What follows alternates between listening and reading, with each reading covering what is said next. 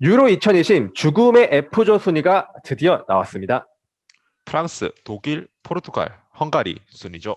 순위만 보면 프랑스가 잘한 것 같지만 현지 반응도 그럴까요? 조별리그를 끝낸 유로 2020 프랑스의 현지 반응 살펴봅시다. On va voir la réaction de l'équipe de France de football. C'est parti.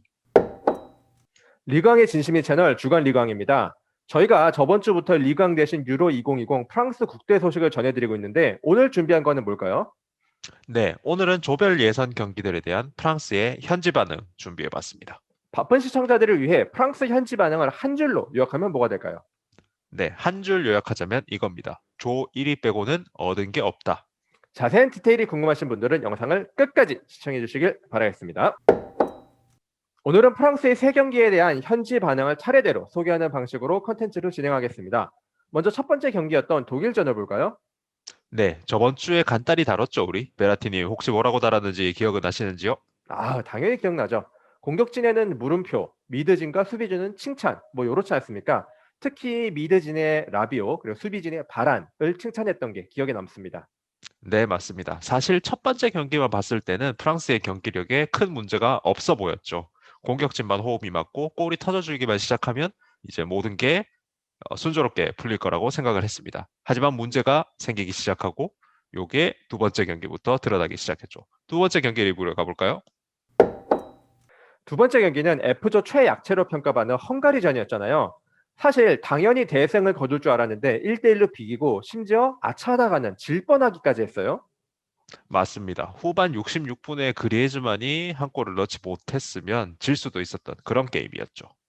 당연히 현지에서 비판을 많이 받았을 것 같은데 현지 반응은 어떤가요?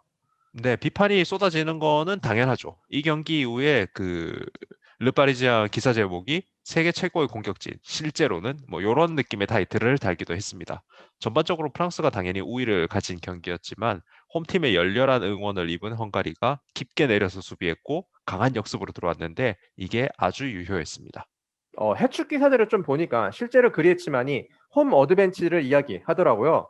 경기가 끝난 직후 그리에치만이 인터뷰를 했는데 약간 옹졸한 대답을 짜증내듯이 하면서 뱉은 게 먼저 날씨가 더웠다라고 했고 그리고 너무 오랜만에 경기장의 관중들로 꽉 찬 곳이어서 뛰어서 그라운드 내에서 커뮤니케이션이 안 되었다라고 우리는 한번 들어본 말이 있는 말이죠. 예, 그런 말을 또 했더라고요. 예, 저 조선에서 이런 말 하면 난리가 나죠. 큰일 어쨌든. 나죠. 네. 어쨌든 뭐 그리에즈만이 이렇게 얘기를 했다 해도 언론이 이거를 뭐 편을 들어주지는 않겠죠. 그렇게 됩니다. 그래서 기사에서도 세계 최강 공격진인 그리에즈만, 음바페, 벤제마 이렇게 세 명을 얹어놓고 뭐 하고 있냐. 얘들이 서로서로 호흡이 별로 맞아 보이지 않는다. 이런 점을 지적을 했습니다. 사실 우려했던 일이긴 합니다. 우리끼리 사석에서 얘기하기도 했지만 특히 벤제마는 5년 만에 국대 승선이고 이 경기까지 전혀 골이 없었죠. 게다가 평점도 3.5점으로 팀 내 거의 최하였잖아요. 뭐 그리고 이번 경기 같은 경우는 특히 76분에 지루랑 갈리기도 했고 뭐 근데 어쨌든 사실 지루도 한 게 없어가지고 결과적으로는 쌤쌤이긴 합니다. 그렇습니다. 그리고 또 여기서 기사에서 지적을 하고 있는 게 플랜 B의 부재 이 부분입니다. 팀 전술 전체로는 항상 뭐 플랜 B가 그 프랑스 국가대표팀에 없다 이런 점을 지적을 하고 또 이게 데샹이 까이는 아주 단골 주제라고 볼 수 있는 거죠. 하지만 개인적인 생각으로 사실 데샹은 플랜 B 없이 재미없는 게임을 한다 뭐 이런 것들을 지적을 받지만 지금까지 이런 자신의 모습으로 플랜 B 없이 주전을 자주 쓰는 이 플레이로 모든 걸 이뤄왔던 그런 감독입니다. 어, 그 평점 같은 경우는 어떻게 받았나요, 선수들이? 평점은 우선 최하위가 오른 윙백 빠바르였는데 빠바르가 오버래핑 이후에 자주 뚫리는 모습을 많이 보였고 무엇보다도 골 먹은 그 이유를 빠바르에서 찾을 수 있었기 때문이죠. 그래서 아쉽게도 요 경기 다음부터 어, 오른 풀백이 빠바르가 아닌 쿤데가 나왔습니다. 근데 쿤데도 그 다음 경기에서 잘 못했죠. 핸들링으로 PK를 헌납한 게 바로 쿤데였습니다. 첫 번째 경기에서 높은 평점을 받았던 라비오 같은 경우는 어땠나요? 그 첫 번째 경기와 다르게 라비오는 아주 일찍 57분에 덴벨레랑 갈렸는데 라비오는 별로 좋지 않았지만 더 안 좋았던 건 덴벨레죠. 왜냐하면 덴벨레가 여기서 큰 부상을 당해서 유로 2020 자체를 낙마해버리고 말았습니다. 그렇군요. 뭐 어쨌든 이 경기는 독일이 포르투갈을 4대1로 이겨서 그렇지 포르투갈이 만약에 이겼다라고 하면 프랑스한테 아주 험난한 경기가 될 뻔했네요. 그럼 이제 마지막 세 번째 경기로 넘어가 봅시다. 세 번째 경기는 포르투갈이었는데 사실 뭐 두 팀 다 다음 라운드 진출이 거의 확정된 상태여가지고 경기가 조금 느슨했다라고 볼 수도 있을까요? 네네. 하지만 그래도 혼돈 F조라서 우선 어떻게 될지 모르는 상황이 펼쳐질 수 있어서 기본적으로 박진감 넘치는 경기였긴 했습니다. 그리고 결과는 2대2, 날두 두 골, 벤제마 두 골이죠. 근데 요 네 골 중에 세 골이 PK였습니다. 추가 알못인 제가 보기에 이 경기의 가장 중요한 포인트는 역시 벤제마가 두 골을 넣었다. 요거 아닐까 싶거든요. 정확히 보셨습니다. 이 경기에서 가장 큰 포인트가 벤제마의 두 골이고, 그래서 지금까지 있었던 벤제마에 대한 잡음을 완전히 종식시켰죠. 르파리지안 평점도 7.55로 포그바 8점에 이은 2위였습니다. 그럼 가장 낮은 평점을 받은 건 누구였을까요? 가장 혹평을 받은 건 지난 경기에 이어 또 윙이었는데 이번에는 왼쪽이었죠. 루카스 에르난데스가 주전으로 나와서 가장 낮은 평점을 받았는데 특히 전반에 베르나르도 실바한테 하도 많이 털렸고 그리고 루카스 에르난데스가 잔부상이 있었대요. 그래서 후반 시작과 함께 루카디뉴로 갈렸죠. 근데 더 심각한 거는 루카디뉴는 들어간 지 6분 만에 부상으로 다시 나오게 됐습니다. 어허, 루카스 에르난데스랑 루카디뉴가 둘 다 나와버리면 왼쪽 풀백에 쓸 선수가 없지 않나요? 프랑스가 3백을 쓰는 팀도 아니고 그러잖아요. 그렇습니다. 근데 여기서 데시앙이 놀라운 선택을 보여줬는데 라비오를 바로 왼쪽 윙백으로 넣은 겁니다.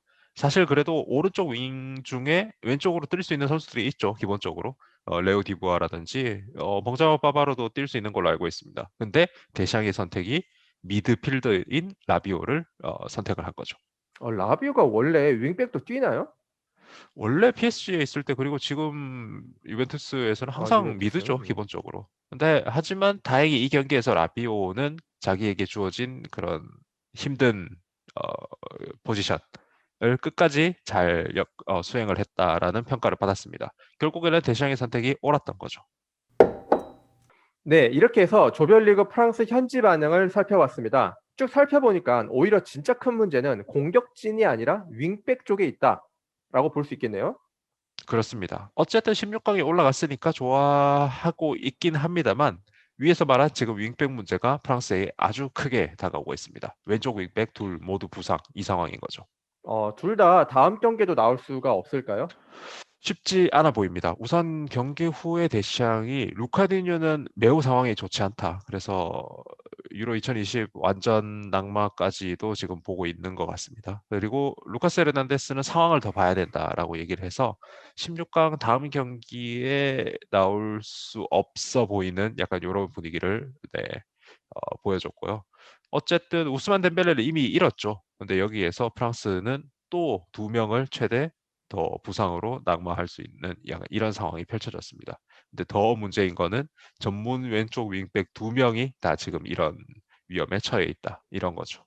음, 러시아 월드컵 때 보면은 윙백들이 파괴적인 아주 모습들을 보여줬는데 요런 걸 좀 따져보면은 프랑스에게 정말로 큰 위기다라고 볼 수도 있을 것 같습니다. 이런 상황을 프랑스가 어떻게 극복할 건지 지켜보는 것도 앞으로 프랑스 팀 경기 관람의 포인트가 될 것 같네요. 향후 일정은 어떻게 될까요? 우선 좀 다행인 게 16강에서는 그나마 약체를 만납니다. 28일 월요일에 스위스를 만나게 되고 그리고 만약 여기서 이기게 되면 크로아티아와 스페인의 승자를 8강에서 만나게 됩니다. 만약에 스페인을 만나면 라포르트 더비가 되겠네요. 네, 벌써 좀 흥미로운 소식이네요. 사실 유로 같은 경우는 뭐 16강 안에 들면 이건 뭐 어느 팀 누구든 우승해도 이상하지 않을 그런 팀들이라서 더 위로 지켜보는 건 의미가 없을 듯하네요. 그럼 우리 주간 리강은 스위스와의 16강 경기 후에 이거를 리뷰해 드리도록 하겠습니다. 네. 그리고 시청자분들 중에 궁금하신 내용이 있으면 언제든지 댓글로 질문을 남겨주세요. 자, 그럼 오늘 저희는 여기까지 하도록 하겠습니다. 겸사겸사 구독과 좋아요도 꼭 부탁드리겠습니다. 감사합니다.